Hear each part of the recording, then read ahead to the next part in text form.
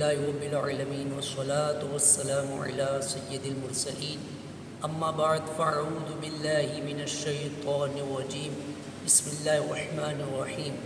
فیضان نماز فیضان سنت جلد 3 کا ایک باب امیل سنت کی مایہ ناز تصنیف ہے۔ آئیے روز درس سنتے ہیں۔ آج ہمارا تیسرا سلسلہ ہے درس سننے کا۔ آئیے آپ بھی آخر تک انشاءاللہ تعالیٰ ویڈیو دیکھے گا، ڈھیر و اجر و ثواب کے ساتھ ساتھ نماز کا ذوق اور شوق پیدا ہوگا۔ حضرت سیدنا ابو بکر بن فضل رحمۃ اللہ تعالیٰ علیہ فرماتے کہ میں نے جب اصرار کر کے اپنے ایک رومی دوست سے اسلام لانے کا سبب پوچھا تو اس نے بیان کیا، ہمارے ملک پر مسلمانوں کا لشکر حملہ آور ہوا، جنگ ہوئی، کچھ لوگ ہمارے قتل ہوئے اور کچھ ان کے۔ میں نے اکیلے 10 مسلمانوں کو قیدی بنا کر ملک روم میں لے گیا اور وہاں پر میرا بہت بڑا گھر تھا۔ میں نے ان سب کو اپنے خادمین کے سپرد کر دیا۔ انہوں نے ان کو بیڑیوں میں جکڑ کر کھچروں پر سامان لادنے کے کام پر لگا دیا۔ ایک دن میں نے ان قیدیوں پر مقرر ایک خادم کو دیکھا کہ اس نے ایک قیدی سے کچھ لیا اور اس کو نماز پڑھنے کے لیے چھوڑ دیا۔ میں نے اس خادم کو پکڑ کر مارا اور پوچھا، بتاؤ تم اس قیدی سے کیا لیتے ہو؟ تو اس نے بتایا، یہ ہر نماز کے وقت مجھے 1 دینار یعنی سونے کا سکہ دیتا ہے۔ میں نے پوچھا، کیا اس کے پاس دینار ہے؟ تو اس نے بتایا، نہیں، مگر یہ جب نماز سے فارغ ہوتا ہے اپنا ہاتھ زمین پر مارتا ہے اور اس سے 1 دینار نکل کر آتا ہے، وہ مجھے دے دیتا ہے۔ خادم کا بیان سن کر مجھے شوق ہوا کہ میں اس کی حقیقت جانوں، لہٰذا جب دوسرا دن ہوا تو میں اس خادم کا لباس یونیفارم پہن کر اس کی جگہ کھڑا ہو گیا۔ جب ظہر کا وقت ہوا تو اس نے مجھے اشارہ کیا کہ مجھے نماز پڑھنے دو تو میں 1 دینار دوں گا۔ میں نے کہا، میں 2 دینار سے کم نہیں لوں گا۔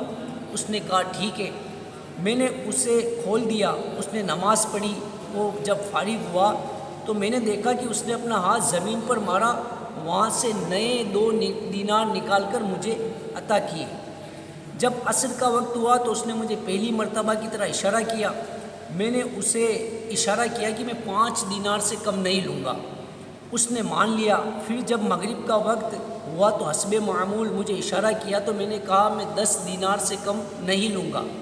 اس نے ہاں بھر لی، میری بات مان لی، اور جب نماز سے فارغ ہوا تو زمین سے 10 دینار نکال کر مجھے دے دیے۔ اور پھر جب عشاء کی نماز کا وقت ہوا تو حسب عادت اس نے مجھے اشارہ کیا۔ میں نے کہا، میں 20 دینار سے کم نہیں لوں گا۔ پھر بھی اس نے میری بات تسلیم کر لی اور نماز سے فراغت پا کر اس نے زمین سے 20 دینار نکالے اور مجھے تھما کر کہنے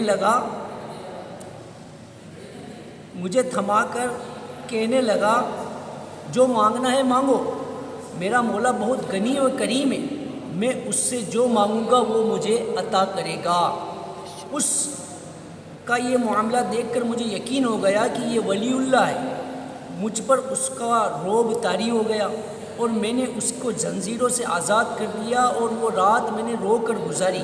جب صبح ہوئی تو میں نے اسے بلا کر اس کی تعظیم و تکریم کی، اسے اپنے پسندیدہ نیا لباس پہنایا اور اختیار دیا کہ وہ چاہے تو ہمارے شہر میں عزت والے مکان یا محل میں رہے، چاہے تو اپنے شہر چلا جائے۔ اس نے اپنے شہر جانا پسند کیا۔ میں نے ایک کھچر منگوایا اور زاد راہ یعنی راستے کے اخراجات دے کر اسے کھچر پر خود سوار کیا۔ اس نے مجھے دعا دی، اللہ پاک اپنے پسندیدہ دین پر تیرا خاتمہ فرمائے۔ اس کا یہ جملہ مکمل نہ ہوا تھا کہ میرے دل میں دین اسلام کی محبت گھر کر گئی۔ پھر میں نے اپنے 10 غلام اس کے ساتھ بھیجے، انہیں حکم دیا کہ انہیں نہایت احترام کے ساتھ لے جاؤ۔ پھر اس کو ایک دوات، انک پوٹ اور ایک کاغذ دیا اور ایک نشانی مقرر کر لی کہ جب وہ باحفاظت تمام اپنے مقام پر پہنچ جائے تو وہ نشانی لکھ کر میری طرف بھیج دے۔ ہمارے اس کے شہر کے درمیان 5 دن کا فاصلہ تھا۔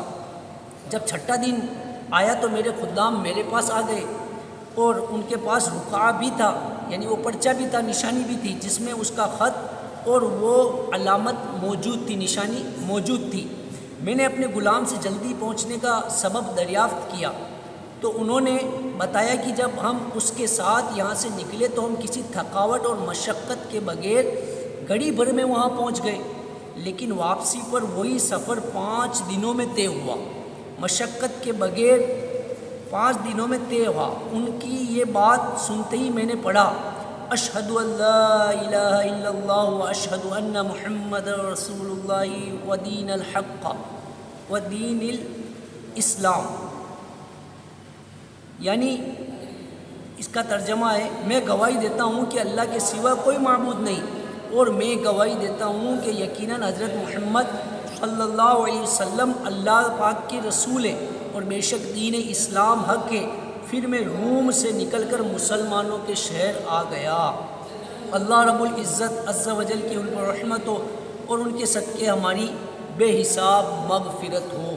کیوں کرنا میرے کام بنے غیب سے حسن، بندہ بھی ہوں تو کیسے بڑے کارساز کا۔ پیارے پیارے اسلامی بھائیوں، الحمدللہ آج کا ہمارا درس مکمل ہوا۔ انشاءاللہ تعالی آئندہ ویڈیو میں بھی آپ درس سنیں گے۔